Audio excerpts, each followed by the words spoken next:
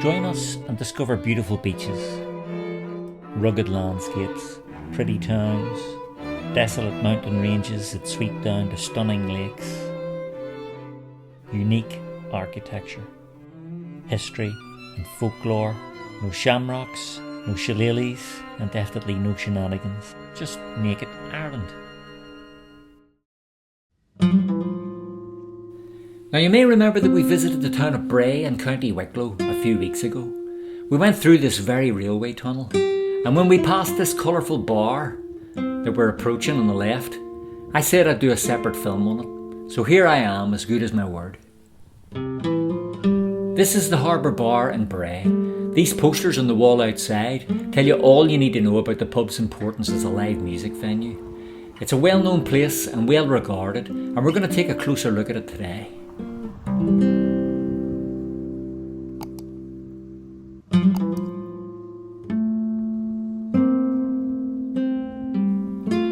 Never a truer word was written.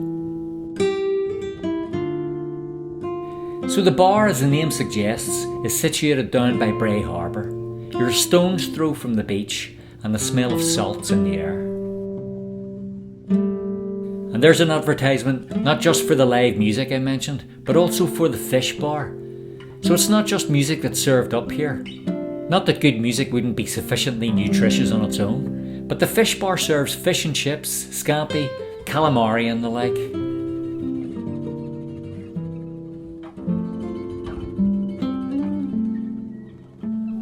And you can eat it here in the open air on the terrace. Albeit today's not an ideal day for al fresco dining. But they do have heaters, as you can see, and parasols in Ireland are often not just to shade you from the sun, although we do occasionally get some of that. Today it's raining, as you can see. Now the peculiar thing, and perhaps the most charming aspect of the pub, is its variety of areas in which to enjoy your food and drink, which, as you can see, I'm in the process of doing here.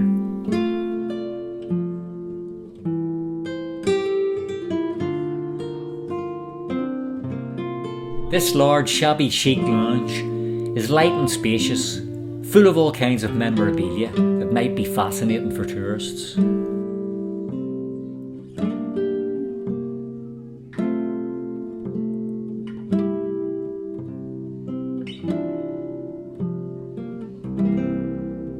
It's furnished with all sorts of repurposed and salvaged items. Not really my thing actually, but stay tuned because this bar has several layers of interest and I'd like to show you some of the other spaces. The large sofas provide quite a comfortable place to relax, and I guess you'd describe the decor nowadays as eclectic. The range of artefacts on display will be impressive to collectors of this sort of thing. I mean, this aspect of the bar is certainly a bit staged, like many bars these days, but in a minute I'll show you the original bar and I think you'll be impressed with the atmosphere in there.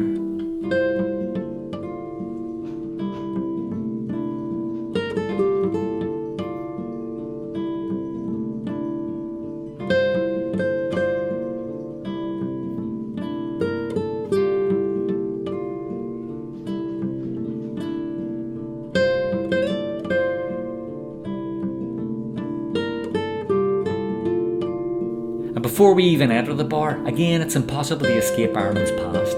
Even on an innocent trip to the pub, here we see a plaque commemorating executed United Irishmen.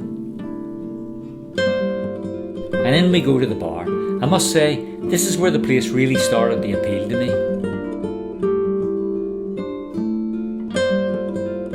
And then as I explored a bit further, I found this little back room that again looks like it's out of a folk museum. Now bear in mind that I'm visiting this place shortly after opening time, such was my immediate need for a pint. But you'll need to imagine this place packed with people, as it would be in the evenings, in order to really appreciate the atmosphere.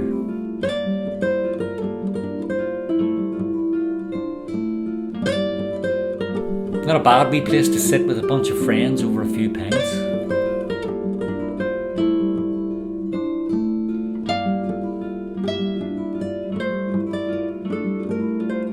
And this wee room even has its own access to the bar. Now, some of the famous patrons of the Harbour bar make for impressive reading. Peter O'Toole drank in here when filming in the nearby Ardmore Studios. By all accounts, he had to be helped home by staff most nights. He actually donated a large moose head to the pub, which still hangs here. It was taken from the set of Woody Allen's What's New Pussycat, if you remember that bizarre film. Irish writers James Joyce and Brendan Behan also have associations with the pub. Joyce is reputed to have referenced it in his Finnegan's Wake. Other alleged patrons include illustrious names such as Katharine Hepburn, Laurence Olivier, and our own Bono. I don't know if that means they came here for one pint, or if they propped up the bar for a longer period of time. I can't imagine Katharine Hepburn having a pint here. Maybe a martini or something. I'd like to have been in the bar that night. So this part of the pub is the venue for trad music on Wednesday and Sundays.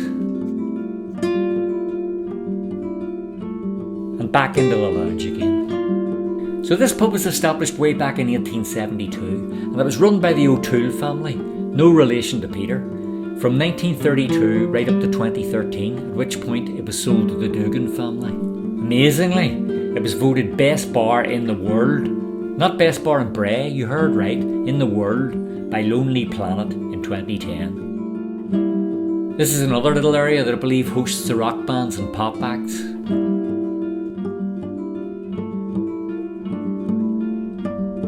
Now, I don't often visit the toilets of these places, at least not to film them, though I thought this bathroom interesting enough to do just that. And obviously there's no one in here. The only other pub bathroom I remember filming was the Crown in Belfast, which actually is, in my opinion, the real best pub in the world. But you'll have to watch my film about the Crown to see that that's true. If you've enjoyed this and want to encourage more content, you can buy me a pint. Follow the link in the second paragraph of the description beneath this film, and that'll take you straight to the donation page. Donations really help keep the content coming. Otherwise, please don't forget to like and subscribe, and I'll see you all in the next Naked Ireland video. Perfect timing, as I've just finished my pint and it's your round.